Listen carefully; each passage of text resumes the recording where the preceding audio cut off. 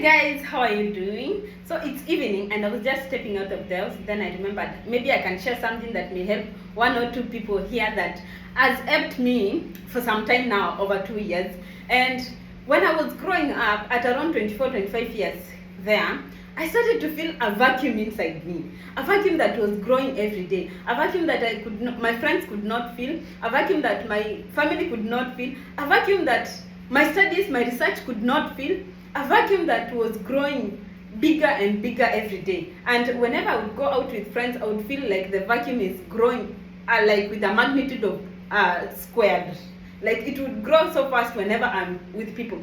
It got me to a point where I felt like the outside environment is so toxic. And the only company I was having was me and my laptop and my research. Until I got to a point where even my research was not filling that gap. I felt the gap so much inside of me. And the only thing that helped me feel a bit better was a small Bible. I think I have it, but the small Gideon's Bible that we usually have is the one that I took, because I had a cucumber Bible that my mom gave me when I was joining campus, and I had that small Bible. Then I decided to be reading it every day. And though I used to read it like storybook, I started to feel a small gap inside me. But then again, I started to feel this deep deep nudging inside of me, wanting to know more about what is this salvation that I've been believing in. I've been born and brought up in church, but I felt like there's this part that I still don't understand fully. There's this part of this connection with God that I want to seek for me. I want to know God at a personal level. I want to grow spiritually. I want to grow closer to God. And how do I achieve this? Because for the longest time I have been feeling like I have been under someone's grace, and most of the time I felt like I am under my mom's grace or under my the church's grace. Because anytime I had a problem and I would tell someone from church, or I would tell my mom, I would feel like the problem is disappearing completely. Now it got to a point where I felt like I need to do this myself. I need to seek God for myself and know who God is really personally, to grow closer to God. And one of the things that we know for growing closer to God is prayer.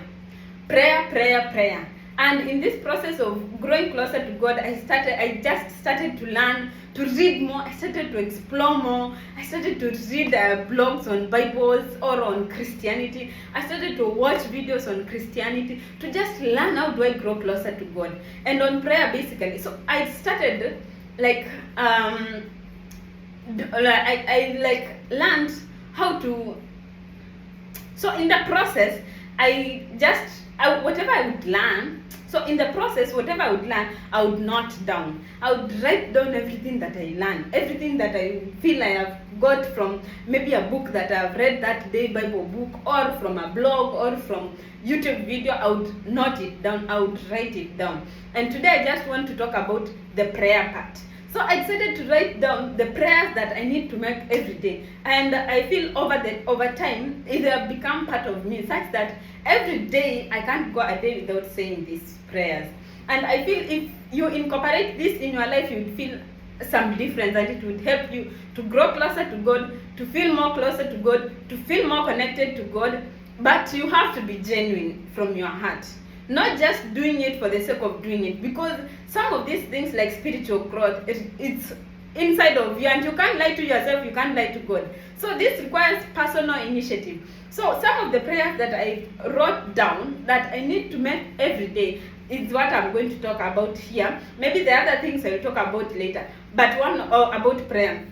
So the obvious one that I told myself that I need to go a day without saying these prayers is the obvious one that we all know, like when you wake up. So when we wake up, when I wake up, I just thank God if I've woken up in good health, with a shelter over my head, with a peaceful night's sleep, no nightmares, no bad dreams.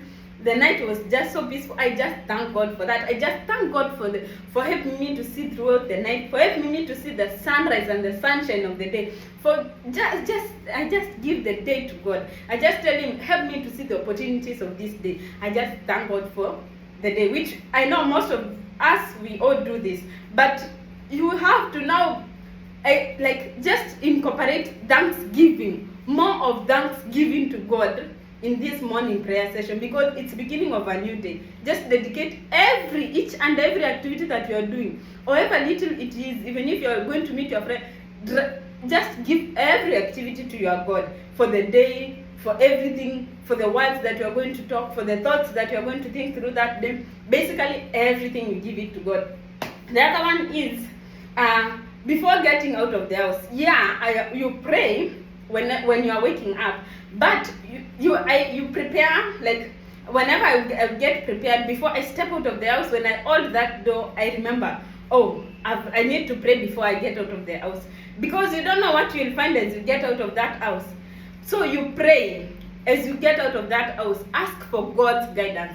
Ask for angelic presence to go with you, to surround you wherever you go, to just walk with you as you step out of the house.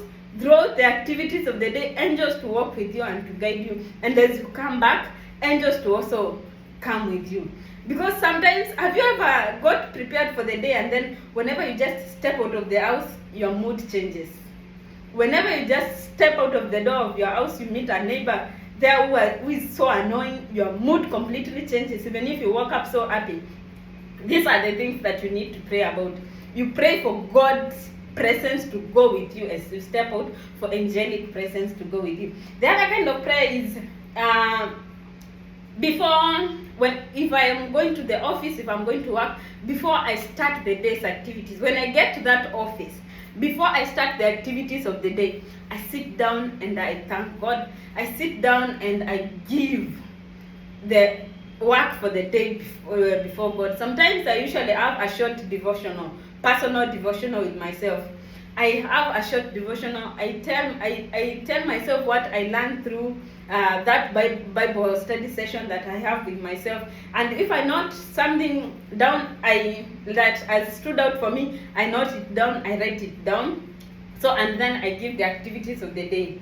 That is work when I get just to work. Because some days you get to work, and when you're just starting work, a colleague comes in and destroys your mood. This is what you need to pray about, for your atmosphere even in that work to go well. Yes, the other one is before taking any meal, even water, fruit, any kind of meal, any snack, you just pray.